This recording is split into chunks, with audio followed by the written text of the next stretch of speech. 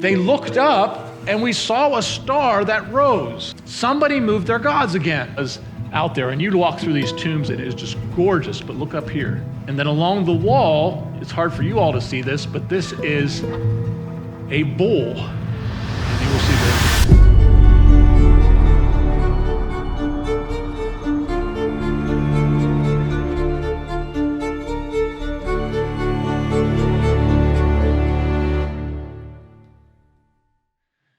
But one day, something changed. I titled it this morning, "The Day the Heavens Ripped Open." If you want to stand quickly here, I want us to go through a couple verses just to bring us into context of where I'm going this morning. First one is, "Oh, that you would rend the heavens and come down, that the mountains would tremble before you, as when fire sets twig ablaze and causes water to boil. Come down to make your name known to your enemies and cause the nations to quake before you. For when you did awesome things that we did not expect, you came down, and the mountains trembled before you." And the next one, if I have a slide here, my clicker is not working this morning. "I see him, but not now. I behold him, but not near. A star will come out of Jacob. A scepter will rise out of Israel." And then out of Isaiah 9, "The people walking in darkness have seen a great light. On those living in the land of deep darkness, a light has dawned." And out of Revelation, "I, Jesus, have sent my angel to give you the testimony for the churches. I am the root and the offspring of David, and the bright and morning star." You may be seated. When we think about this Christmas story, in my mind, I had a tendency to go small. This very small, unassuming event that happened in a little sleepy town of Bethlehem. Nobody knew what was going on. Everything was silent. The silent night until the drummer boy showed up. I think that's what the story is. But we see this picture of something very, very tiny happening. But is there something bigger happening? What happens when a creator, eternal God steps into his creation? Will things tremble, as the verse says? Will the mountains tremble if this mighty creator God steps into his creation? But often I get tied up into this concept of how small it is. But it says that in the beginning, God created the heavens and the earth.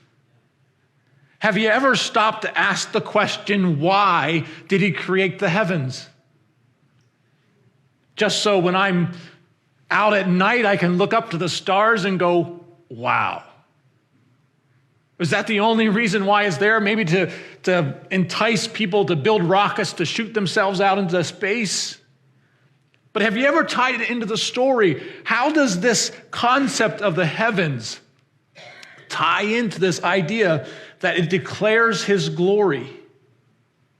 Is it more than just beauty? If you could imagine yourself stepping back in time where light pollution had yet to be invented. Imagine standing out in the desert, looking up into the cosmos and seeing it as crisp as possible. If you look at the creation story,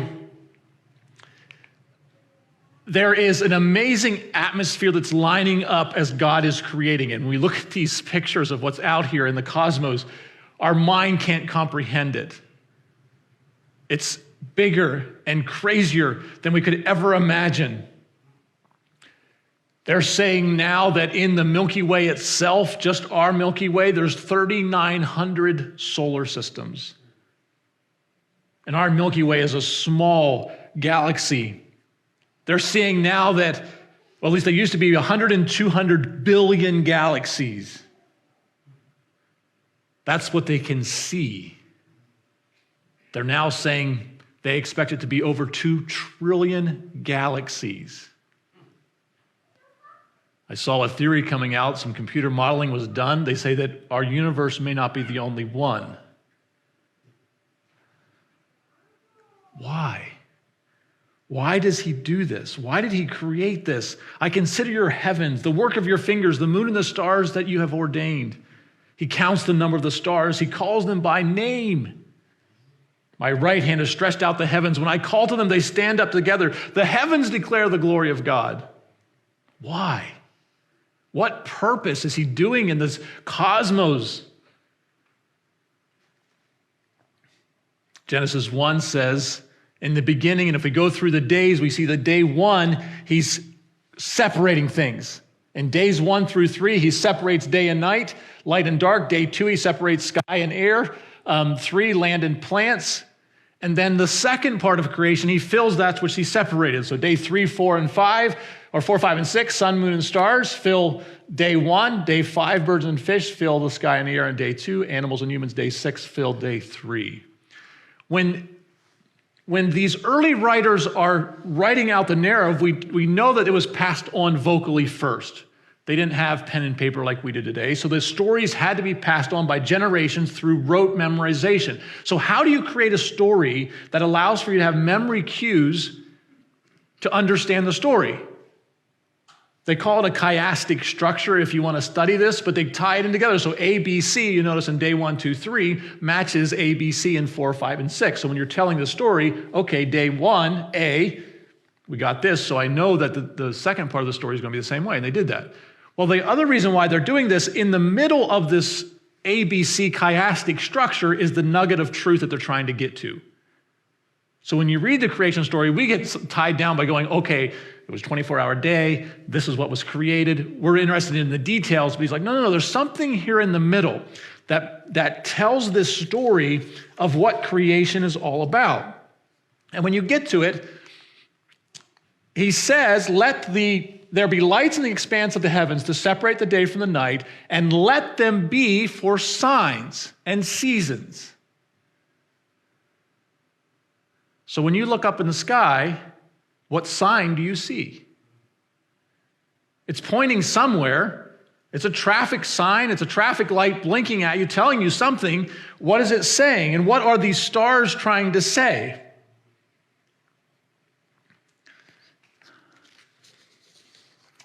At this point of the message, I have to give you a warning. This sermon, every once in a while, I think you all get a glimpse into what's going on up here, and it's dangerous.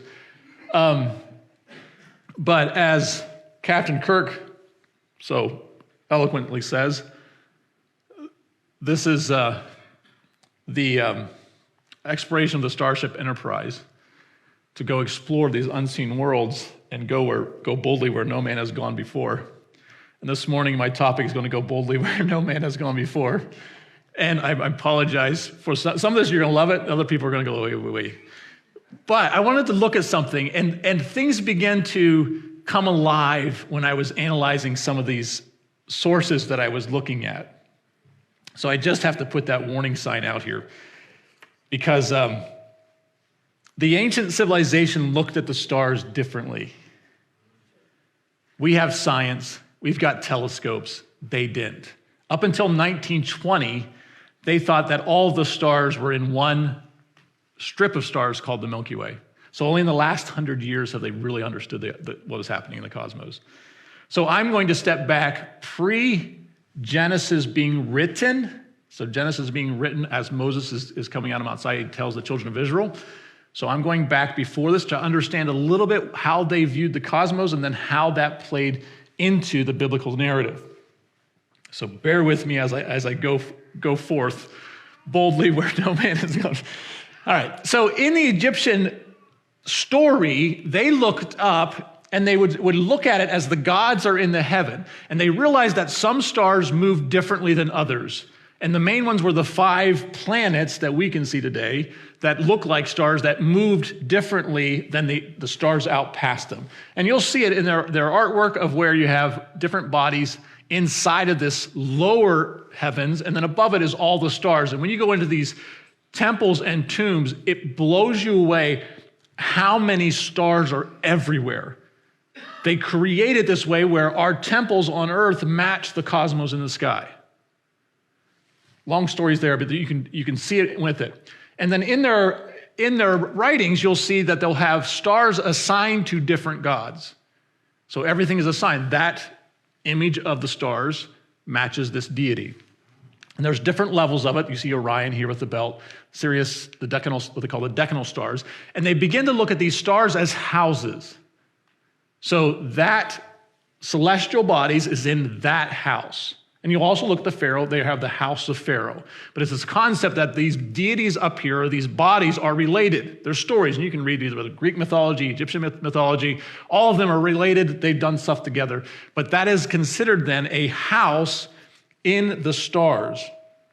And then their temples and tombs matched this idea of what was out there. And you'd walk through these tombs, and it is just gorgeous. But look up here. And then along the wall, it's hard for you all to see this, but this is a bull. And you will see the image of the bull itself, the animal, the bull, because at the time of the ancient Egyptians, Apis the bull, we would call it Taurus the bull, is seen from the heavens. They are in the house of Taurus. When they look up, they see the image of the bull. And so the gods in Egypt then is tied to the bull. When you're reading the biblical narrative then, and you start getting to Abraham, God says, Abraham, I'm going to promise you a family. Go outside and look up. What did he see? We say always many stars. But what house is he in? When you start understanding how they define these houses, some of these houses had many relationships where that house is above the other ones. So this is the parent house, and there's children underneath it. But when Abraham looked up, it's an empty house. It's a single house. And the rabbis talk about this all the time, that when Abraham looked up, he's like, God, there's no children. But he claims it and says, I know God will provide. God will provide me a family as numbered as the stars, and my house will become full. What's really interesting when you start understanding how they looked at the cosmos, you begin to realize that the Earth's axis is not straight. It's tilted. So about every 2,200 years, the sky changes. It moves houses. So when Abraham is walking the earth, they are going from the house of the bull into a different house. Some rabbis say it's between when he looks up and sees it's empty into a full house, because there's sub-stars. It all depends when you date Abraham. It's within 50 years, at least how I would calculate it. So remember back to that ABC narrative in the creation story, and the golden nugget is the sign. You want to guess what house Abraham sees and the symbol? I am the Lord, look towards the heavens, count the stars. He moves into the house of the ram, the lamb. What else would be in Abraham's house? A goat? No. Out of you, your descendants are going to bless all nations. And we begin to see this storyline unfolding. Why wouldn't the heavens declare that the lamb is out of Abraham in his house? What else would we expect?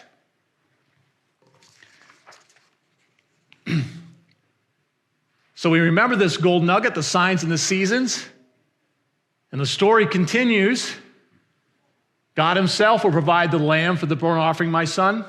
And the two of them went on together. When they reached the place God had told them about, Abraham built an altar and arranged the wood on it, bound his son Isaac, laid him on the altar on top of the wood. He reached out his hand, took the knife to slay his son, but the angel of the Lord called out to him from heaven and said, Abraham, Abraham. Here I am, he replied. Don't lay a hand on the boy. Do not do anything, not I know that you fear God, because you have not withheld from me your son, your only son. Abraham looked up, and there in the thicket he saw a ram. And Abraham's symbol is the ram, because God will provide. And the heavens are declaring the story. It's continuing that story so they can actually see it. And his house is the lamb. Because of this transitioning of the houses from the bull to now the ram, Egypt's mythology got really confused because somebody moved their god. We worship this set of gods, and somebody had the power to move them. And so this concept of the ram then began to take place into the concept of understanding what the gods was doing. And a new god emerges out of Egypt. And in the pictures that you see of the modern Egypt, the time of Abraham and the children of Israel, you will always see the ram and Pharaoh underneath it. And there's thousands and thousands of them. It went from Apis the bull now to the ram being the main symbol of what it is. So when Moses shows up, he says, don't tell them we're shepherds because they're going to kill us because the ram is sacred. And the other thought is, why wouldn't the children of Abraham, the house of the sheep, not be shepherds? What else would they do? That's the heavens declare this story. So this idea of then living in the house or living in as where the gods are in the heavens, we're on earth, and they begin to match this. Egypt built the temples to match what the heavens were, and it comes into our story because God camps the children of Israel in the symbols, in the signs of the stars. We would look at it as the banner they're marching under, but they are camped, it says north, east, south, west. All this is built in the same structure as the stars. And this is where I'm going to lose some of you. We don't see it that way. The rabbinical writings talk about it all the time of how each tribe was designated into a house. The biggest one, what house do we know the most? Judah. So God lives among the stars. He's descended in the Holy of Holies. We know the heavens surround him. Why wouldn't we organize ourselves this way as well? You want to take a guess what house Judah's in? The Lamb, this star out of Judah. Where else is the Lamb going to come from?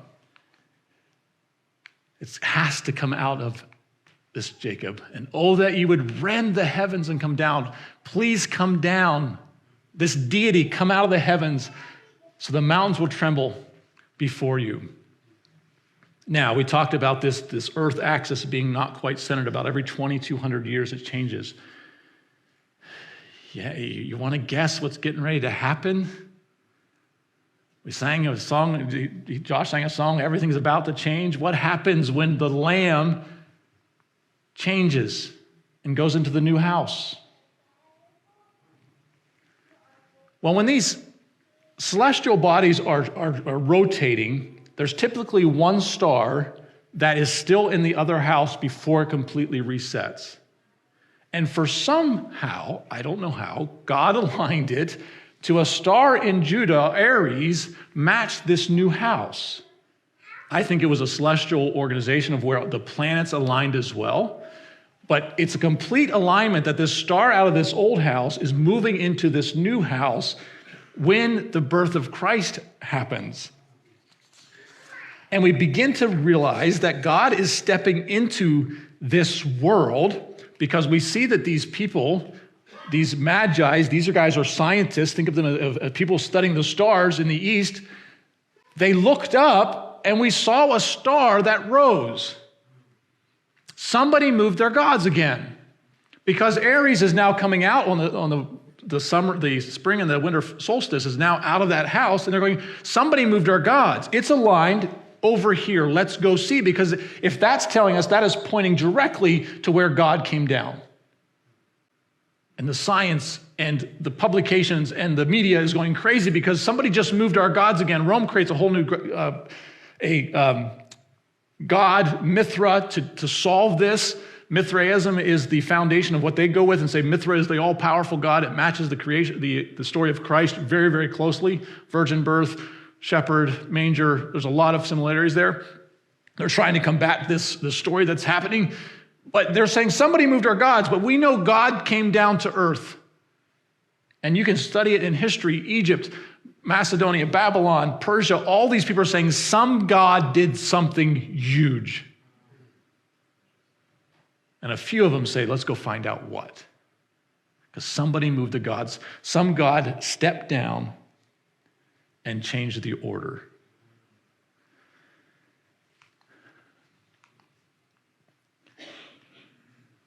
Any idea what house is next? What's the symbol of Christ to the early church? The Lamb is now here. What house does he set up? Pisces, the fish. Ichthus. The early church is like, absolutely. You want to guess what the house is? The house of faith.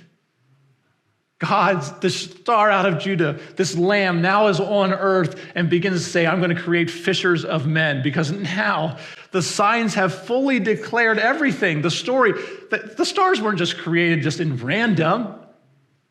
He ordered the earth. He's ordered the story of the text. Why wouldn't the heavens declare this? But we often miss the signs. I'm not saying dive into studying the stars and getting meaning from it like this, but I'm saying that God ordained it. He established it from the foundations of the earth. Day one, he set up the heavens to declare the glory of God, and it was all pointing to one location, one specific point in time, over one little neighborhood, out of one tribe, and the heavens are declaring that no, this lamb now that has come out is now born in a manger. And God is now among men. And it ripped the heavens open. Science was going, this is not normal. But God ordained it from the very beginning. Because the fulfillment of a creation, now everything was pointing just to one place where God steps in among man. And now the morning star that once was up there is now on earth. And light dawns. This story is so cosmologically massive that it rips heaven and earth apart. Because why? The Creator has to step into creation. And now the light is dawn. I would love to talk to these magi and hear their story, because science led them to the child. And if we look at it from any aspect, I don't care if they send a rocket to the deepest place of space, it's all going to point back to one place, the Creator. Let's stand. Father God, thank you so much for what you did with your creation. We just stand back and just can't understand it. It's so big, so massive, but yet it points just to one little thing, this child that came, and in doing so ripped the heavens wide open. Now you're among us. Now you're living with us. And our heart's cry is that we can live with you in this new earth, this new creation that you did, and glorify you and lift your name higher and glorify everything that you've done for us, because we're not worthy, but you are. In Messiah's name.